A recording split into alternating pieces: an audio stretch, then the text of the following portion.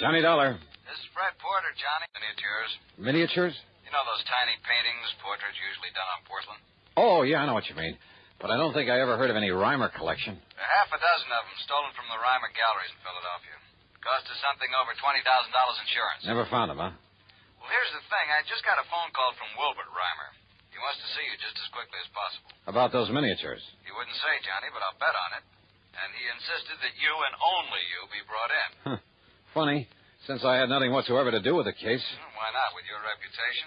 But I thought you usually had a staff man Plus that took the care. fact that our company investigator at that time was Jerry Pitcher. Jerry Pitcher? Yep. The one who was suspected of complicity in some of the cases he was supposed to be investigating? That's the one. Well, wasn't he suspect in that robbery? Yeah, but neither we nor the police could ever pin anything on him. All we could do was fire him and warn the other insurance companies to look out for him. Fred. Yeah? Any idea where Jerry Pitcher's operating now? Not the least. After the Reimer episode, he simply disappeared. There was talk of his having skipped the country, but nobody was sure of it. I wonder if Reimer's suddenly got a lead on him. There's one way to find out. Okay, Freddie, I'll grab the first train.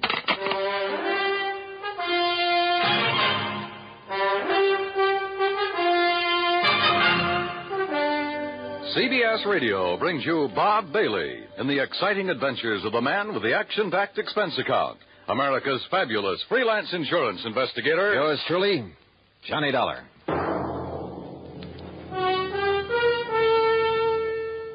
And now, Act One of yours truly, Johnny Dollar.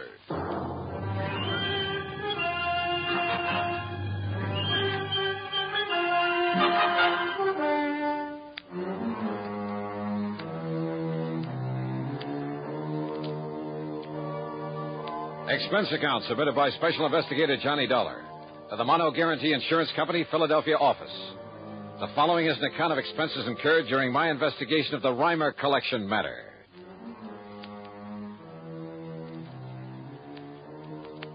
Expense account item 1, $8.25 train fare and incidentals, Hartford to Philadelphia, PA. Item 2, 70 cents for a taxi to the Reimer Galleries over on Walnut Street. Mr. Reimer turned out to be short, slightly gray, and very, very British. Let's go into my office, Mr. Dollar, where we can talk undisturbed. Yeah, sure, Mr. Reimer. Well, the art business must be pretty good with a crowd like this in the store. Pardon me, miss. In here, please. Hey, thanks. Well, the gallery is rather well patronized this morning, isn't it? Will you sit down, please? Thank you. I must say, Mr. Dollar, that I many times wished that you had been assigned to the case when these priceless miniatures that I brought to me from Europe were stolen a year ago. Oh, how so? Well, they were so vastly uninsured, sir. A man of your capabilities would have been able to find them for me. Yeah, maybe. You, instead of that Jerry Pitcher. I understand that although nobody could prove anything, you suspected him of somehow being involved in that loss. Oh, yes. If only because of his failure to investigate it properly. But now look here, son. This check has a direct relationship with the unusual number of people visiting the gallery this morning. Uh-huh. This check was made out by you? Yes.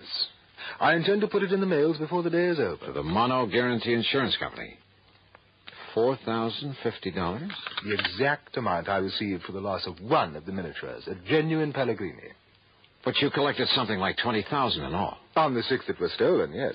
But now, suddenly, and most mysteriously, the Pellegrini has been returned to me. What? And, of course, the people out there in the gallery, most of them connoisseurs, would be interested in seeing it again, wouldn't they? Yeah, I should think so. As a matter of fact, I've already found a buyer for it. Who? Mr. Charles Cunningham, one of my regular clients. Well, just how did you happen to get this one back? 2 days ago, when I opened the place, I found it lying inside the door, on the floor, under the letter slot for the morning mail. Just lying there? But it was wrapped in a bit of coarse wrapping paper, the sort a greengrocer might use, and it was tied up with a piece of dirty string. No note or anything with it? Nothing. They're very mysterious. But why was it returned? Who knows? Would you call it a pretty well-known piece, one that might easily be recognized? Oh, definitely. And of course, there were pictures of it in the papers and of the others at the time that they were stolen. In other words, anybody having it stood a pretty good chance of being caught if he tried to sell it. But that does seem to be a logical conclusion, doesn't it? Yet there's always the black market. I mean, abroad, in Paris. A lot of fine art that was stolen during the war has suddenly shown up over there. Yes, and I understand that otherwise perfectly honest collectors haven't hesitated to purchase it. Things taken from the Louvre, from various museums in Germany, and... But Mr. Dollar, if the thief were caught smuggling the miniatures out of this country... Yeah, I know what you mean. But now, why return these to you? One of them, Mr. Dollar. Okay, one of them, but why? Well, there is, of course, one possibility. Yeah? Like what? If the thief himself were a connoisseur, one who would fully appreciate the value of the miniatures, well, I'm certain that he would never bring himself to simply destroy them. That is, after realizing that he couldn't very well dispose of them without being caught. So rather than destroy them, he decided to give up and return them to you? Well, it is a possibility, isn't it? But he returned only one of them. And, of course, this theory of yours rules out Jerry Pitcher. Well, yes. But it's puzzling, isn't it? Yeah. Wait now, the paper and the string you found wrapped around it. What? Where are they? I'd like to see them. Well? Oh, how utterly stupid of me. What do you mean? I'm afraid I threw them out with the trash, Mr. Dollar. It was taken away yesterday. Oh, great. You might have found fingerprints on them, mightn't you? Yeah, and they might have given us a lead on whoever stole those things in the first place. I'm terribly sorry. It was terribly stupid of me. My reason for sending them for you, I hoped that by finding who returned this one, you might find the rest of them. Sure. In which case, your insurance company, well, needless to say, I would gladly return all of the money they paid to me. Make them pretty happy, wouldn't it? But no. Yeah, they might even feel like handing me a nice big fat commission. Now I've destroyed one possible clue. Well, there must be others, if I can dig them up. Oh, I hope so, Mr. Dollar. Or, of course, we could just sit here and wait for the other 5 to be returned to you. I presume you're jesting, sir. Yeah, I'm afraid so. Yes. So how will you proceed? Well, I'll tell you something, Mr. Reimer. Yes? Yes, Mr. Dollar? I haven't the least idea.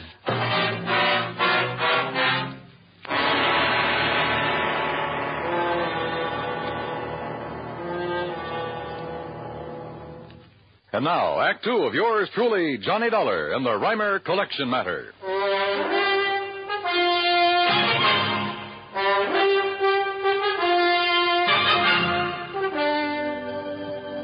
Expense account item 2, 60 cents for a cab to Fred Porter's office at Mono Guarantee Insurance. And it was about the stolen miniatures that Mr. Reimer sent for you. That it was, Freddie. Over $20,000 worth, Johnny. Well, has he some idea now about who might have taken them? Fred, one of them, a Pellegrini, has just been returned to him. What? Yeah. Reimer's sending you a check in the amount your company paid him for that particular one. Well, who returned it to him? I don't know. He doesn't know. It was simply pushed through the letter slot in the door of the gallery. No clues, no nothing. Johnny, whoever returned it must have been the thief. Or someone who knows the thief has contact with him. So if you can find this person, whoever brought it back, we may be able to recover the other miniatures. Yeah. Did the police really do a job when they were stolen a year ago? Yes, and the only suspect was that so-called investigator we'd mistakenly assigned to Reimer because he seemed to know something about art. He was familiar with Reimer's place. That was Jerry Pitcher. That's right. But they couldn't prove a thing against him. And after all, it was only Reimer's theory that Jerry might have been mixed up in it. Why? I don't know. It may have been because of the sloppy way he handled his end of the investigation. And don't forget, it was about that time we learned that Pitcher's reputation wasn't all that it might have been. Have you got any idea where Jerry might be now? As I told you over the phone, Johnny, there was talk that he'd skipped the country. Reason in itself to be suspicious of him, if you ask me. I'll tell you this, Fred. If he did skip, and if he had those miniatures with him, the one place he might have gone to... Listen, mind if I use your phone? It's right beside you. Help yourself. Okay, thanks.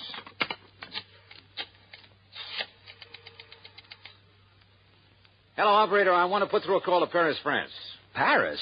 Johnny... Just take it easy, Freddie, and stay close to this phone so that you can hear.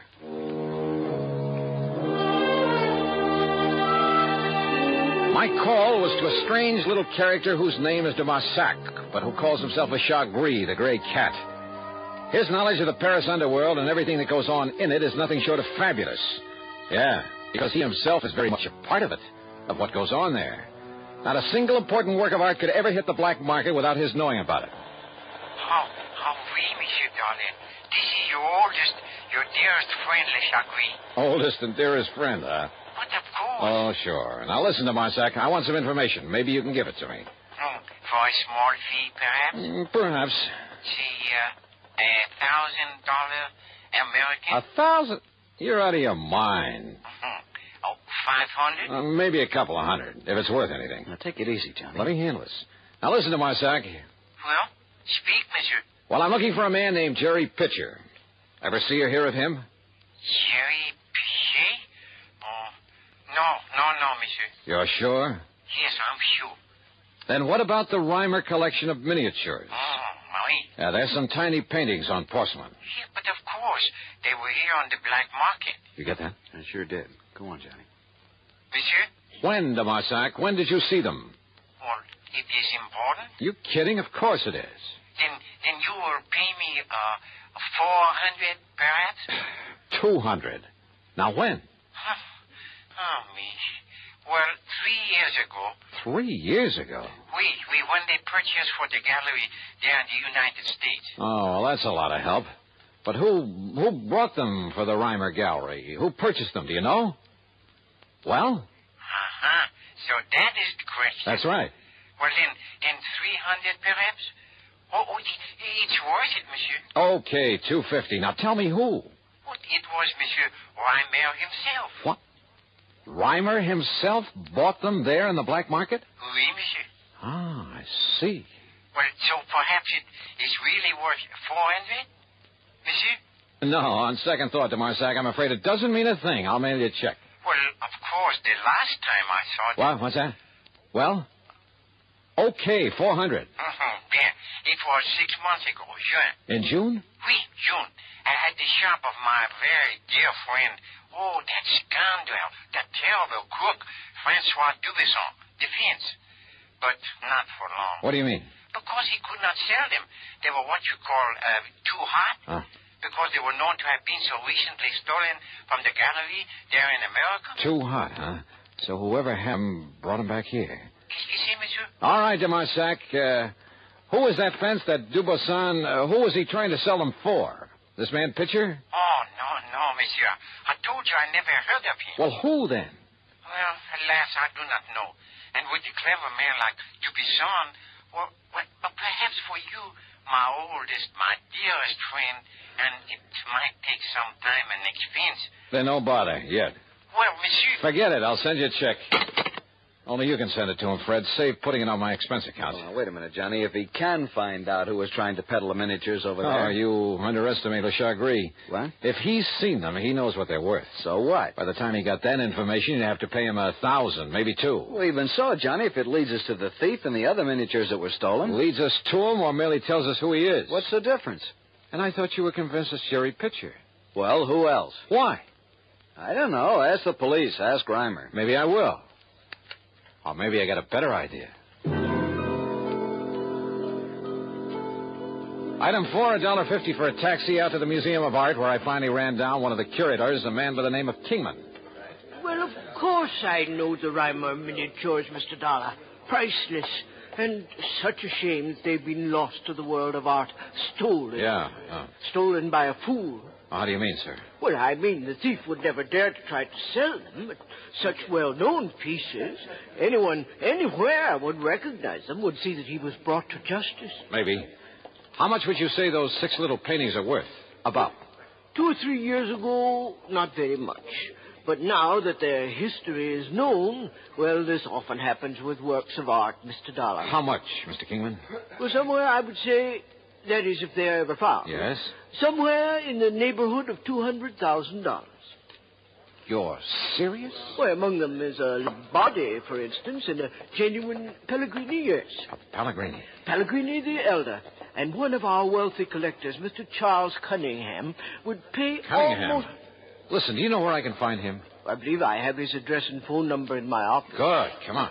But why all this interest, Mr. Dollar? I'll tell you about it on the way to your office, Mr. Kingman. Item 5, 10 cents for a phone call, only to learn that Mr. Charles Cunningham was out of town for the day. So item 6, $14 even, is for a dinner, a room, and some breakfast at the Bellevue Stratford. Then early the next morning, item 7, another dime for another phone call. Insurance investigator, did you say? That's right, Mr. Cunningham. Well, what can I do for you, Mr. Dollar? Just answer one question, please. How much are you paying the Reimer Galleries for a Pellegrini miniature? You mean the one that was stolen a year ago that has been recently recovered? That's the one I mean. What's the price? Oh. Well, now, I'm afraid that's something. How much, sir? It was a private sale, Mr. Dollar, a confidential transaction, and, Well? I don't know whether you realize it or not, but only recently has the value of those miniatures become... Yeah, I know all about that. How much, Mr. Cunningham? Now, look Or here. would you rather be hauled in as accessory to a fraud? You mean the Pellegrini isn't genuine? Oh, it probably is. But you said I might be involved in a fraud. How much? I'm giving Reimer $20,500 for it. Maybe you'd better call your bank and have them stop the check. Stop the Thank you, Mr. check. Cunningham. It looks as though my hunch was right. What? Goodbye, sir.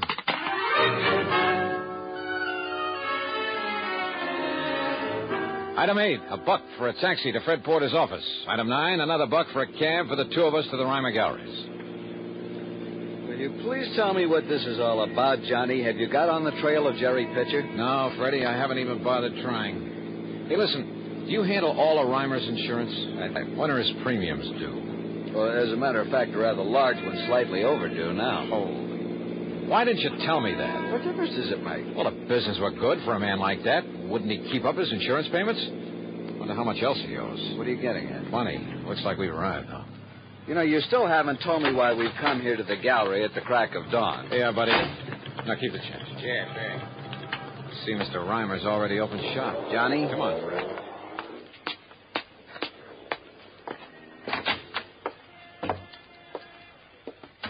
Well, Mr. Reimer. Oh, Mr. Dollar, I am indeed glad to see you. Indeed. Indeed. Good morning, Mr. Porter. Mr. Reimer? Look here, Mr. Dollar, here on this table. What?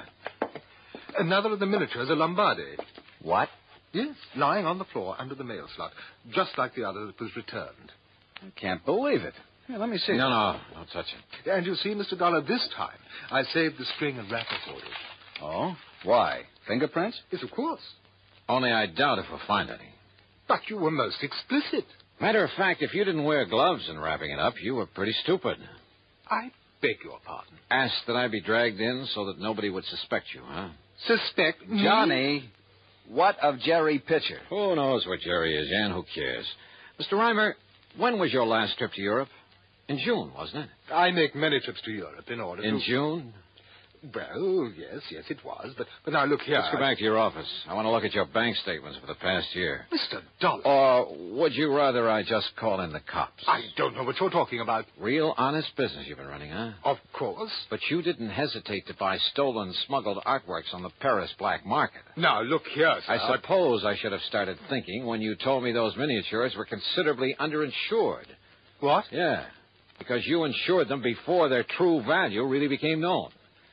But by the time you did know it, you'd already pulled the fake robbery, collected the insurance on them to keep your business going. Well, now, please. You tried to sell them in Paris then, but they were too hot. That was in June. But you still needed money, didn't you? Well, have I denied that So I'm- you had to bring them back. After all, you'd only collected about $20,000 on them. And now you could sell them for $200,000 at least. Is this true? Pretty nice profit, even after you got through returning what you'd collected from the insurance company. Mr. Reimer? And how to get them back? Have them mysteriously reappear one at a time and give out that cock and bull story about the thief not daring to sell them without being caught.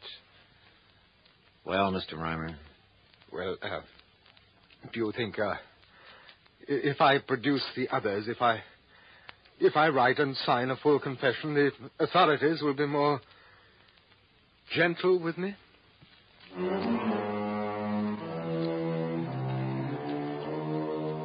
Son of a gun, why do they do it? Won't they ever learn? What's the matter with people, anyhow? Some people, that is.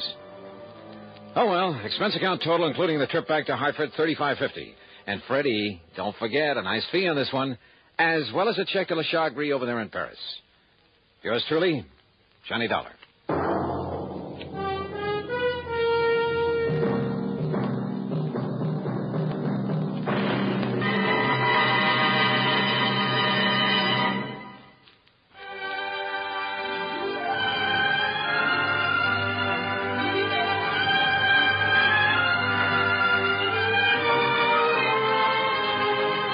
Yours truly, Johnny Dollar, starring Bob Bailey, originates in Hollywood and is written, produced, and directed by Jack Johnstone.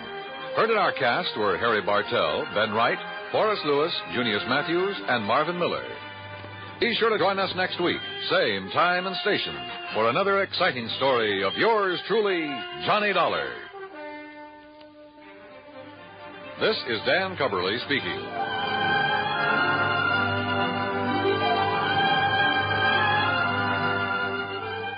Johnny Dollar has come to you through the worldwide facilities of the United States Armed Forces Radio and Television Service.